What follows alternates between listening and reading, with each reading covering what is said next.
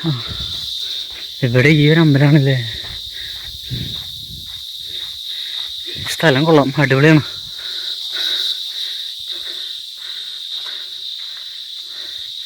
വിജനമായ സ്ഥലം.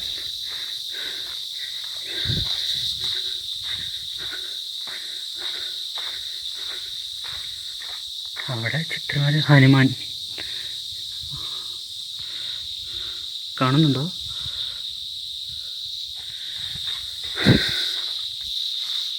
ഈ കല്ലൊക്കെ പൊട്ടിച്ചെടുത്ത് നോക്കൂ. ഇത് ഇങ്ങനെയുണ്ടോ, ഓരങ്ങനെ കുത്തി അങ്ങനെയൊക്കെയാണ് ഇതൊക്കെ പൊട്ടിച്ചെടുത്തിരിക്കുന്നത്. അതൊക്കെ ഉണ്ടോ അവിടെ പൊട്ടാതെ കിടക്കുന്ന വേറൊരു കല്ലിൻ്റെ ഭാഗം നോക്കി. എങ്ങനെ നല്ല ഷേപ്പിൽ പൊത്ത് ഉണ്ടാക്കിയിട്ടാണ് ആ കല്ല് ഇങ്ങനെ മുറിച്ചെടുക്കുന്നത്. എൻ്റെ അമ്മ, ഇവിടെ നോക്കിയാൽ ആ ഒരു മലയുടെ മീതെ ഒരമ്പലം. അമ്പലം പണിയ വസ്തുക്കളൊക്കെ എങ്ങനെയാണ് അവർ അതിൻ്റെ മുകളിൽ എത്തിച്ച്. അവിടെ കുറച്ച് ദൂരമായിട്ട് ഒരു അമ്പലമൊക്കെ കാണുന്നുണ്ട്. അപ്പോൾ അങ്ങോട്ട് പോവാം. നേരത്തെ കണ്ട രണ്ടമ്പലങ്ങളും, വിരൂപാക്ഷ ക്ഷേത്രം, അതിന് മുന്നുള്ള ഒരു ശ്രീകൃഷ്ണ ക്ഷേത്രം ഉണ്ടല്ലോ, അതിനെ അപേക്ഷിച്ചിട്ട് ഇവിടെ തീരെ ആരുമില്ല എന്ന് പറഞ്ഞാൽ ആരുമില്ല. വിജനമായ സ്ഥലമാണ്. ഇപ്പം ഞാൻ എത്തുമ്പോഴാണ് ഒരാളുണ്ടാവുള്ളൂ. ഇനി അവിടേക്ക് പ്രവേശനം ഉണ്ടോ എന്നറിയില്ല. പേടിയാവുന്നു. ഇവിടെ ചീവീടുകളുടെ സൗണ്ടൊക്കെ ഉണ്ട്. മൊത്തത്തിൽ ഉണങ്ങി പിടിച്ചൊരു സ്ഥലം. അമ്മേ, ഓ മുള്ളിൻ്റെ മീതെ കൈ കൊണ്ടു, ക്യാമറയും കൊണ്ടു കാണാം.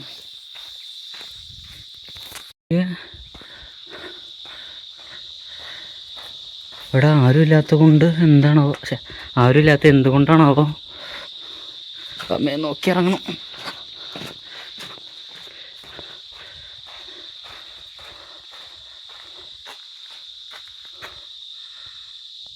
തീർത്തും ആരുമില്ലാതെ കിടക്കുന്ന ഒരു അമ്പലം, ഇടിഞ്ഞു പൊളിഞ്ഞ് കിടക്കുന്നത്, പുരാതന കാലത്ത് പണി കഴിപ്പിച്ചിട്ടുള്ളത്. അങ്ങോട്ടൊന്ന് ഇറങ്ങി നോക്കാം.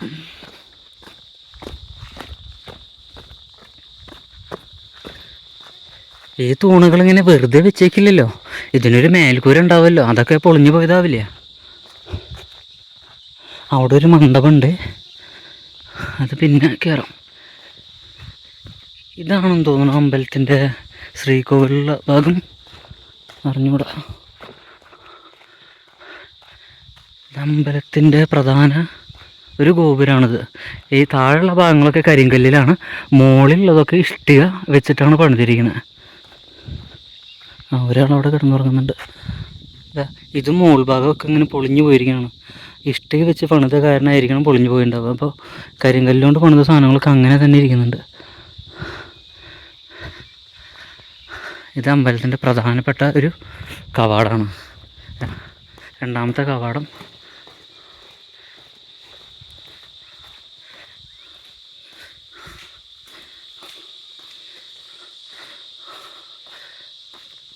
നല്ല അടിപൊളി വിശാലമായ സ്ഥലമല്ലേ.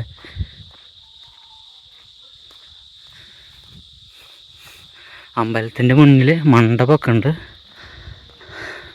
കൽത്തൂണുകളുണ്ട്, അതിൻ്റെ മീത് റൂഫുണ്ട്. ഇവിടെ ഉള്ളതൊക്കെ പൊളിഞ്ഞു പോയിരിക്കുന്നു. ഇങ്ങനെ ഒരു സംഭവം ഉണ്ടാക്കി വെച്ചിട്ടുണ്ട്, നേരെ ശ്രീകോവിലിന് മുന്നിലാണ്. പിന്നെ ഇതിവിടെ രണ്ട് ആനകളുടെ ഉണ്ട്, ഒരു ചവിട്ടുപടയുടെ ഭാഗത്ത്. പക്ഷെ ആനകൾക്ക് തുമ്പിക്കൈയില്ല, പൊട്ടിച്ച് കളഞ്ഞായിരിക്കും. കരികല്ലുകൊണ്ട് ഉണ്ടാക്കിയ സാധനങ്ങളൊക്കെ അതേപോലെ നിൽക്കുന്നുണ്ട്. പക്ഷെ ഇഷ്ടികോട്ടുണ്ട് ഉണ്ടാക്കിയതൊക്കെ പൊളിഞ്ഞു പോയി. കുറച്ച് പിള്ളേരൊക്കെ ഉണ്ട് അവിടെ. നേരത്തെ ഞാൻ അവിടെ കണ്ട പിള്ളേരാണ്. ഇതാ കണ്ടോ, അതിൻ്റെ മുകളിൽ ഇഷ്ടിക കൊണ്ട് ഉണ്ടാക്കിയതാണ്, അതൊക്കെ ചീത്തയായി പോയി. കരിങ്കല്ല് കൊണ്ട് ഉണ്ടാക്കിയാൽ മതിയായിരുന്നു. ഇതിങ്ങോട്ട് വീഴാതിരിക്കാൻ വേണ്ടിയിട്ട് നമ്മുടെ സർക്കാർ പണിത് വെച്ചിരിക്കണമെന്ന് തോന്നുന്നത്. ഇത് സിമെൻറ്റ് കൊണ്ടൊക്കെയാണ് പണിതിരിക്കുന്നത്. പണ്ട് കാലത്ത് എവിടെയാണ് സിമെൻറ്റ്? ഇത് പുതിയ കാലത്ത് പണിതിട്ടില്ല. ഇതാ കണ്ടോ, ഇതൊന്നും ഇങ്ങനെ അടർന്ന് വീഴാതിരിക്കാൻ വേണ്ടിയിട്ട് പണിത് വെച്ചിട്ടുള്ള പരിപാടികളാണ്. ഇതൊക്കെ ഇപ്പോൾ വീഴും തോന്നുന്നു, കാരണം ഇതൊക്കെ കണ്ടില്ലേ, ചെരിഞ്ഞിട്ടൊക്കെയാണ് നിൽക്കുന്നത്. അതിൻ്റെ ഉള്ളിൽ കയറുന്ന പോലും ഡേഞ്ചറാണ്. അപ്പോൾ അതുകൊണ്ടായിരിക്കും ഇവിടേക്ക് പ്രവേശനം വിലക്കിയിട്ടുണ്ടായിരിക്കുക.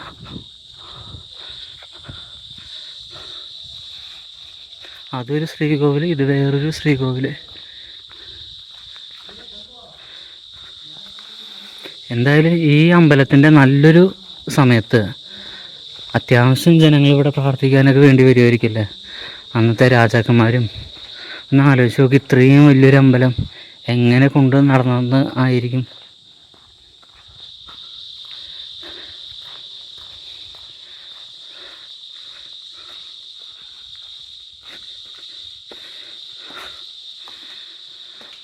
ഇവിടെ വിഗ്രഹമൊന്നുമില്ല. ആഹാ, ഇതിൻ്റെ ഉള്ളിൽ കയറിയപ്പോൾ എന്തൊരു സുഖം എന്നറിയോ, എന്തൊരു തണവ്. ഇതാണ് ആ ശ്രീകോവിൽ. അതിൻ്റെ ഉള്ളിലേക്കൊന്നും ഞാൻ കയറുന്നില്ല. ഇത് ശിവലിംഗത്തിൻ്റെ ഇതാണോ, ഒരു പീഠം, അറിയില്ല. അവിടെ വേറൊരു ഇതുണ്ട്. എന്തായാലും ഇതിൻ്റെ ഉള്ളിൽ കയറിയപ്പോൾ നല്ലൊരു തണവുണ്ട് കേട്ടോ. ശില്പങ്ങളൊക്കെ നല്ല രീതിയിൽ ഇങ്ങനെ കൊത്തി വെച്ചിരിക്കുന്നുണ്ട്.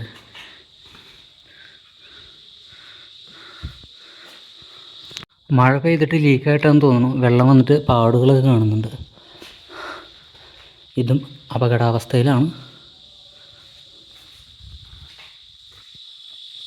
ഈ ഒരു ഭാഗത്ത് വേറൊരു ഗോപുരം കൂടി ഉണ്ട് കേട്ടോ. പക്ഷേ അതിൻ്റെ സ്ഥിതിയും ഇതേപോലെ തന്നെ ഏറ്റവും അടിയിലായിട്ട് കരിങ്കല്ലുകൊണ്ടാണ് പണിതിരിക്കുന്നത്. അതിന് യാതൊരു കുഴപ്പമില്ല. പക്ഷേ മുകളിൽ ഇഷ്ടിക കൊണ്ടാണ് പണിതിരിക്കുന്നത്. ഇഷ്ടികയൊക്കെ ഇങ്ങനെ പൊളിഞ്ഞു പോയിട്ടുണ്ട്. ഇഷ്ടിക മാറ്റി കരിങ്കല്ലാക്കണമെങ്കിൽ ഒരു കുഴപ്പമില്ലായിരുന്നു. അപ്പോൾ ഇന്നത്തെ യാത്ര എന്തുകൊണ്ടും നന്നായിരുന്നു എന്ന് വേണം പറയാൻ വേണ്ടിയിട്ട്. ഞാൻ പ്രതീക്ഷിച്ചില്ല ഇത്രയധികം ചെയ്യാൻ പറ്റുന്ന, ഇത്രയധികം സ്ഥലങ്ങൾ കാണാൻ പറ്റുമെന്ന് ഞാൻ വിചാരിച്ചിട്ടുണ്ടായിരുന്നില്ല. അപ്പോൾ ഇനി ഒരു സ്ഥലം കൂടി കാണാനുണ്ട്. നമ്മുടെ 50 രൂപയുടെ നോട്ടിൽ കാണുന്ന ഒരു രഥം ഉണ്ടല്ലോ, അതൊന്ന് കാണണമെന്നുണ്ട്. അത് ഇവിടെ അല്ല, വേറെ ഒരു സ്ഥലത്തേക്കും കൂടിയും പോയിട്ടാണ്. അപ്പോൾ ഒന്നെങ്കിൽ അങ്ങോട്ട് ഓട്ടോ വിളിച്ച് പോവാം. നമുക്കിവിടെ ഓരോ ശില്പങ്ങളായിട്ട് ഇങ്ങനെ നോക്കിയാലോ. ഇത് എന്താണ് എനിക്കറിയില്ല. പക്ഷേ ഇവിടെ ഒരു ദേവിയുടെ പടങ്ങളൊക്കെ ഉണ്ട്. ഇവിടെ കൈകൂപ്പി നിൽക്കുന്ന ഒരു ദേവിയുണ്ട്. ദേവിയാണ് എന്താണെന്ന് അറിയില്ല. ഇവിടെ ഇതെന്താണിത്? ഇതൊരു ഭടനാണെന്ന് തോന്നുന്നു. ഇതൊരു രാജാവാണെന്ന് തോന്നുന്നു അല്ലേ. ഇവിടെ വേറൊരു ചിത്രമുണ്ട്. ഇത് ആന. ഇതെന്താണ് മനസ്സിലാവുന്നില്ല. ആനേനെ മരത്തിൻ്റെ മീതെ കെട്ടിയിട്ടിരിക്കുന്നതാണോ? ആണെന്ന് തോന്നുന്നു. ഇവിടെ വേറൊരു ശില്പത്തിൽ ഭഗവാൻ ആനയെ അനുഗ്രഹിക്കുന്നുണ്ട്. ആനയുടെ നെറ്റിയിൽ തൊട്ടിട്ട് അനുഗ്രഹിക്കുന്നതാണ് കുത്തിവെച്ചിരിക്കുന്നത്. അതിൻ്റെ തൊട്ട് താഴെയായിട്ട് ശ്രീകൃഷ്ണൻ ഓടക്കുഴലിൽ വെച്ചിട്ട് പാട്ട് പാടുന്നത്. പശുക്കിടാങ്ങളൊക്കെ ഇവിടെ താഴത്ത് നിൽക്കുന്നുണ്ട്. അത് ക്ലിയറായിട്ട് കാണുന്നുണ്ടോയെന്ന് അറിയില്ല. ഒരു സ്ത്രീ രൂപമാണ് ഇത്. നമ്മൾ പിന്നെ ഒരുവിധം എല്ലാ അമ്പലങ്ങളിലൊക്കെ കാണുന്നൊരു സംഭവം തന്നെയാണിത്. അതിൻ്റെ സംഭവം പേരൊന്നും എനിക്കറിയില്ല. ഇത് പിന്നെ ശ്രീകൃഷ്ണൻ്റെ ലീലാവിലാസങ്ങളൊക്കെയാണെന്ന് തോന്നുന്നു.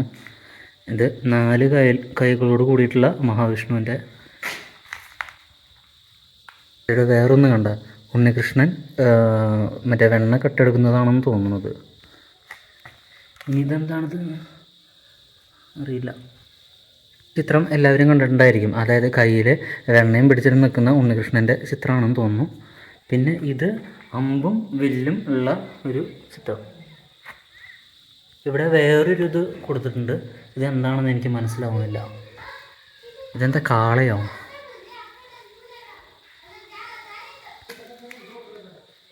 ഇത് നമ്മുടെ ഗവൺമെൻറ് പുതുതായിട്ട് ഇവർ ഉണ്ടാക്കി വെച്ചതാണെന്ന് തോന്നുന്നു. കാരണം ഇതിന് ബലക്ഷയം ഉണ്ടായിട്ട് ഇതൊന്ന് ഇടിഞ്ഞു പൊളിഞ്ഞ് വീഴാതിരിക്കാൻ വേണ്ടിയിട്ട്. അപ്പോൾ നമ്മളിവിടെ അധികം നേരം ഇതിൻ്റെ ഉള്ളിൽ നിൽക്കുന്നത് നല്ലതല്ല എന്നാണ് അർത്ഥം. ഇതൊക്കെ സിമെൻറ്റ് വെച്ച് പോയിൻ്റ് ചെയ്താണ് കേട്ടോ. അന്നത്തെ കാലത്ത് സിമെൻ്റ് ഒന്നുമില്ലല്ലോ. പിന്നെ എങ്ങനെ? ഇതൊക്കെ പുതുതായിട്ട് പണിതാണ്.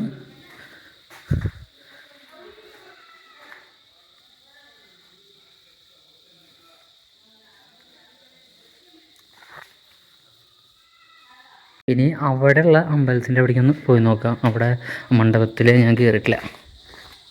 ഇതാണ് അമ്പലം. അമ്പലത്തിൻ്റെ ആ ഒരു ഫ്രണ്ട് വശത്തേക്ക് നമ്മളൊന്ന് കയറി നോക്കാം. നല്ല വലിയൊരു മണ്ഡപമാണ് അമ്പലത്തിനുള്ളത്. 2 ആനകൾ നിൽക്കുന്നുണ്ട്. പക്ഷെ തുമ്പിക്കൈയില്ല. ഇതൊക്കെ കരിങ്കല്ല് ഭാഗിയതാണ് കേട്ടോ. നല്ല രീതിയിൽ കൊത്തുപണികളൊക്കെ ചെയ്ത് വെച്ചിട്ടുണ്ട്. എല്ലാ തൂണിൻ്റെ മീതെയും ശില്പങ്ങളൊക്കെ ഉണ്ട്. ഇതിന് മേൽക്കൂരില്ല. മേൽക്കൂരൊക്കെ പോയിട്ടുണ്ട്. അതൊക്കെ അടർന്ന് വീണതായിരിക്കണം. ഇങ്ങോട്ട് വരുമ്പോൾ ഇവിടെ ഇതാണ് ദ്വാരപാലകരെന്ന് തോന്നുന്നു. നമ്മുടെ ശബരിമലയിലെ സ്വർണം കൊണ്ടുപോയി എന്നൊക്കെ പറഞ്ഞില്ല. അമ്പലത്തിൻ്റെ കവാടങ്ങൾക്ക് മുന്നിൽ നിൽക്കുന്ന ശില്പങ്ങളാണോ ഇത്? സാധാരണ ഇങ്ങനെ കണ്ടിട്ടുണ്ട്, ഒരു കാലം ഇങ്ങനെ കയറ്റി വെച്ചിട്ട് നിൽക്കുന്ന ശില്പങ്ങളൊക്കെ കണ്ടിട്ടുണ്ട്. ചിലപ്പോൾ ദ്വാരപാലകരായിരിക്കും. അമ്പലത്തിൻ്റെ കട്ടിള ഭാഗങ്ങളൊക്കെ വിണ്ടിട്ടുണ്ട് കേട്ടോ. ഏത് നിമിഷം വേണമെങ്കിലും ഇത് താഴ്ത്തിക്ക് എത്താം. അതുകൊണ്ട് തന്നെയാണ് ഇവിടെ പ്രവേശനം നിഷേധിച്ചിരിക്കുന്നത്. ഇത് അടച്ചു വെച്ചിരിക്കുകയാണ്. ഇപ്പോൾ ഇങ്ങനെയാണ് അതിൻ്റെ ഉൾവശം. ഇവിടേക്കൊക്കെ പണ്ട് പ്രവേശനം ഉണ്ടായിരിക്കും.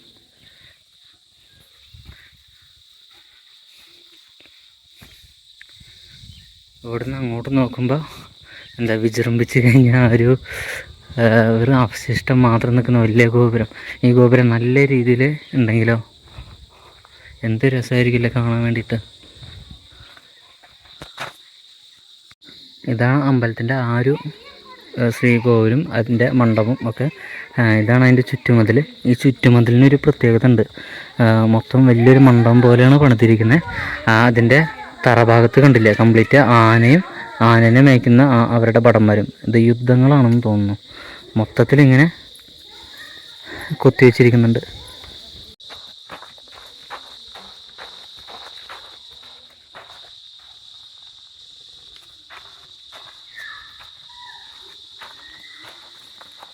ഈ ചിത്രം ശ്രദ്ധിച്ച ആനപ്പുറത്തിരുന്ന യുദ്ധങ്ങൾ നടത്തുന്നതിൻ്റെ ഇതാണ് ഇവിടെ കൊത്തിവെച്ചിരിക്കുന്നത്. അന്ന് നല്ല രീതിയിലുള്ള യുദ്ധങ്ങളൊക്കെ ഉണ്ടായിരുന്നു. ഇനി ഇവിടുന്ന് പുറത്തേക്ക് കിടക്കാം. അവിടെ ഒരു മണ്ഡപം ഞാൻ കണ്ടു. അപ്പോൾ ആ മണ്ഡപത്തിൻ്റെ കാഴ്ചകൾ കാണാം. ഇനി അവിടെ എന്തൊക്കെയാണുള്ളതെന്ന് അറിയില്ല. ഒന്നും അറിയാത്ത സ്ഥലത്തേക്ക് ഇങ്ങനെ പോകുമ്പോൾ എല്ലാതും നമുക്ക് സർപ്രൈസാണ്. അമ്പലത്തിൻ്റെ മുന്നിലേക്കുള്ള കവാടങ്ങളാണ്. ആ കവാടങ്ങളിൽ 2 സുന്ദരികൾ നിൽക്കുന്നുണ്ട് കേട്ടോ. ഇവർ എന്താണെന്നറിയില്ല. ഇതൊക്കെ നോക്കൂ. കാവൽക്കാർക്ക് ഇരിക്കാനുള്ള സ്ഥലങ്ങളാണെന്ന് തോന്നുന്നതൊക്കെ.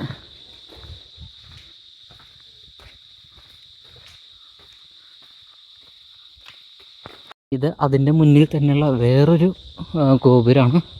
ഈ ഗോപുരം കൂടി ഒന്ന് കടന്നു നോക്കാം. ഇവിടെ ഇതേപോലെ തന്നെ കുറച്ച് ആൾക്കാർ കാവൽ നിൽക്കുന്നുണ്ട്. എൻ്റെ അമ്മ, ഇതിനപ്പുറം വേറെ സംഭവമാണല്ലോ. ഇവിടെ അതേപോലെ തന്നെ ഈ അമ്പലത്തിൻ്റെ മുന്നിൽ വീണ്ടും മാർക്കറ്റാണോ?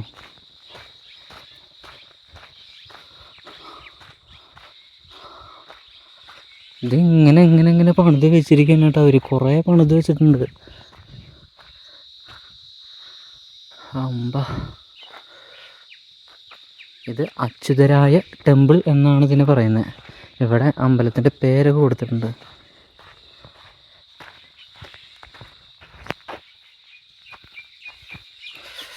ഓക്കെ,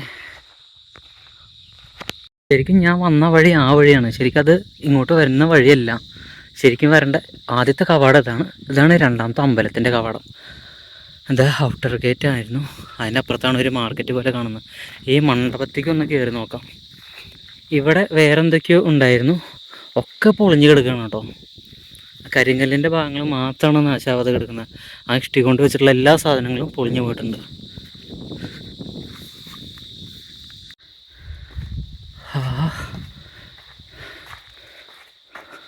നല്ല അടിപൊളി സ്ഥലം കേട്ടോ. മൊത്തം കൽത്തൂണുകൾ. അതിന് വീടൊക്കെ മൊത്തം കരിങ്കല്ലുകൊണ്ടാണ് റൂഫ് ഉണ്ടാക്കിയിരിക്കുന്നത്. അണ്ണാരക്കണ്ണൻ, പ്രാവുകൾ. വേറെ ആരെങ്കിലും ഉണ്ടോ അവിടെ? എനിക്ക് തോന്നുന്നു ഇത് ഇവിടുത്തെ നാട്യമണ്ഡപമോ അങ്ങനെ എന്തെങ്കിലുമൊക്കെ ആയിരിക്കും തോന്നുന്നു. അമ്പലത്തിൽ മറ്റേ ഇതുണ്ടാവുമല്ലോ, നൃത്തങ്ങളൊക്കെ നടക്കുന്നത്, ആ സ്റ്റേജായിട്ടാണ് എനിക്കിത് തോന്നുന്നത്. ഇതൊക്കെ ആൾക്കാർക്ക് ഇരുന്ന് കാണാനുള്ളതും. ആൾക്കാരെന്ന് പറയുമ്പോൾ രാജാക്കന്മാരന്നെ ആയിരിക്കും കാണാൻ വരുന്നത്. പിന്നെ മുകളിൽ കരിങ്കല്ലായ കാരണം ഈ തൂണുകളൊക്കെ ഇങ്ങനെ ഇടയ്ക്കിടയ്ക്ക് ഉണ്ടാവും. അവിടെ ഞാനൊരു കാര്യം ചോദിക്കട്ടെ, ആ കല്ല് എങ്ങനെയാണ് അവിടെ അങ്ങനെ നിൽക്കുന്നത്? മുകളിൽ കോൺക്രീറ്റ് വെച്ചിട്ട് പിടിപ്പിച്ചാണോ? ആ കാലത്ത് എങ്ങനെയാണ് ഇവിടെ കോൺക്രീറ്റ് ഉണ്ടാവുന്നത്? കണ്ടോ, കരിങ്കല്ല് അവിടെ ഇങ്ങനെ പീസാണ്. അതിൻ്റെ ഇടയിൽ ഇവിടെ വേറൊരു സ്റ്റേ ഒന്നുമില്ല. എങ്ങനെ എങ്ങനെ എങ്ങനെ അവർ അവിടെ അങ്ങനെ നിർത്തി?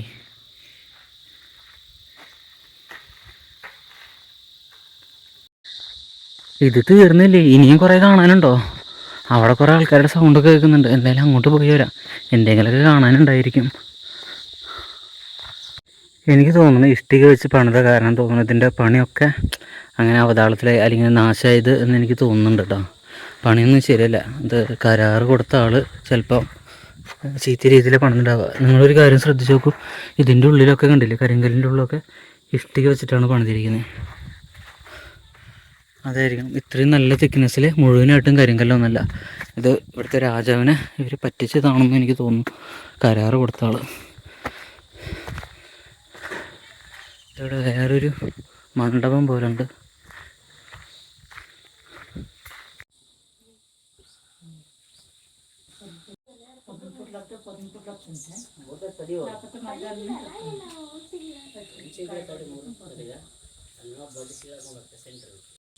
അപ്പോൾ എൻ്റെ ഹംപിയിലുള്ള വ്ളോഗ് ഇതോടുകൂടി വിജയകരമായി തീർന്നു എന്ന് വേണം പറയാൻ വേണ്ടിയിട്ട്. കാരണം ഫോണിൽ ഇനി മെമ്മറി ഒന്നുമില്ല. ഇനി വന്ന വഴി ഏതാണെന്നറിയില്ല, അപ്പുറത്തുള്ളതെന്ന് തോന്നുന്നു. ആ വഴി കൂടെ കയറി വന്ന വഴിയിലേക്ക് തന്നെ പോകണം. എനിക്ക് ഇവിടേക്ക് എത്തിയപ്പോൾ വഴികളൊക്കെ അങ്ങോട്ട് മറന്നു പോയിരിക്കണം. ഇവിടുന്ന് ആൾക്കാരുടെ ബഹളങ്ങളൊക്കെ കേൾക്കുന്നുണ്ട്. എവിടെ നിന്നാണെന്നറിയില്ല. ഇനി ഫോണ് മെമ്മറി ഒന്ന് ക്ലീൻ ആക്കിയിട്ട് വേണം ഇനി ബാക്കിയുള്ള വീഡിയോസൊക്കെ എടുക്കാൻ വേണ്ടിയിട്ട്. ഇനി ഒരു സ്ഥലം കൂടിയും പോകാനുണ്ട്. അവിടെ ഹംപിയിലുള്ള ഒരു രഥത്തിൻ്റെ നമ്മുടെ 50 രൂപ നോട്ടിൽ കാണുമല്ലോ, അതിൻ്റെ അവിടേക്ക് പോകണമെന്നുണ്ട്. അവിടെ എത്തിയിട്ട് ഒരു ഫോട്ടോ എടുക്കണമെന്നുണ്ട്. ഇല്ലെങ്കിൽ ഹംപി യാത്ര പൂർണ്ണമാവില്ല. സ്റ്റാറ്റസൊക്കെ ഇടാറാണ്. പിള്ളേരോടൊക്കെ നല്ല രീതിയിൽ പറഞ്ഞാണ് ഞാൻ ഹംപിയിലേക്ക് പോകുന്നുണ്ടെന്നൊക്കെ. എന്നിട്ട് അവർ ചോദിക്കും ഇതെന്താ ഫോട്ടോ ഒന്നും എടുത്തില്ലേന്ന്.